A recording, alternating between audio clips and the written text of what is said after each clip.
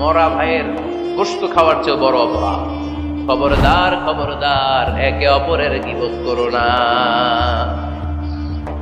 আলহামদুলিল্লাহ ফরিদপুরে এসব নাই। গীবত আছে, এটা একটা মহামারী। গীবত হচ্ছে মহামারী, বাংলাদেশের জাতীয় রোগ। আমি নাম দিয়েছি বাংলাদেশের জাতীয় শারীরিক রোগের নাম হচ্ছে ডায়াবেটিস, ঠিক কিনা? আর এই মানসিক সবচেয়ে বড় রোগ বাংলাদেশের হচ্ছে গীবাত। এটা হুজুর থেকে আরম্ভ করে, আলেম থেকে শুরু করে, সাধারণ মানুষ থেকে শুরু করে, নেতা নেত্রী থেকে শুরু করে 17 কোটি মানুষ খুব মজা পায়, রসগোল্লার চেয়ে মজা।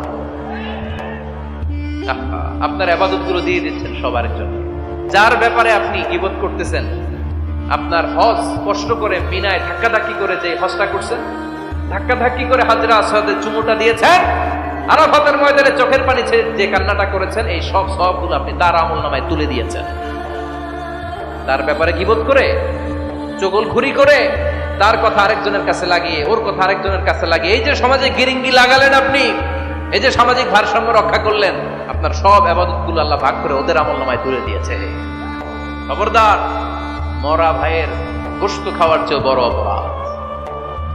এই দেশে হালাল সিস্টেমে অনেকে গীবত করে এইভাবে। আমি আপনাদেরকে দেখি, কথা শুরু করবে এইভাবে। কি যে অবস্থা সমাজের, বলাও যায় না, বললে তো গীবত হয়ে যায়। না বলেও পারি না, তাই না? এরকম বলে না অনেকে? বললে তো কি হয়ে যায়? হ্যাঁ, বললে যদি গীবত হয়ে যায় তাহলে স্টপ।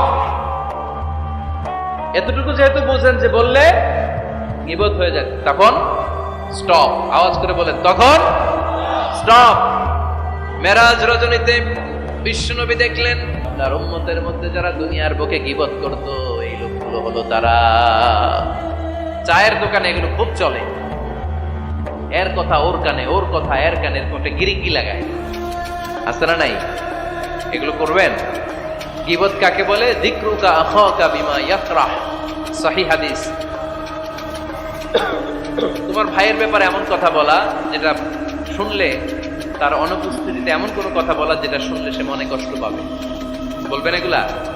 না, স্পেসিফিক কিছু কাজে বলতে পারেন। যেমন সমাজে কেউ দুর্নীতি করতেছে, খুব খারাপ কাজ করতেছে, সমাজটাকে শেষ করে দিচ্ছে, তার বিরুদ্ধে জনমত তৈরি করার জন্য বলতে পারেন। আপনি দেখলেন আপনার বন্ধুর ছেলে গাছের চিপায় লুকায় লুকায় সিগারেট খায়, আপনি আপনার বন্ধুকে যে বলতে পারেন তোমার ছেলের এই দশা, তোমার মেয়ের এই দশা। এগুলো তো গীবত হবে না। কিন্তু কারো ব্যাপারে কারো কান ভারী করার জন্য উল্টাপাল্টা কথা বলা যাবে? খবরদার। তাহলে গীবতকেও আমরা কি বলে দিলাম?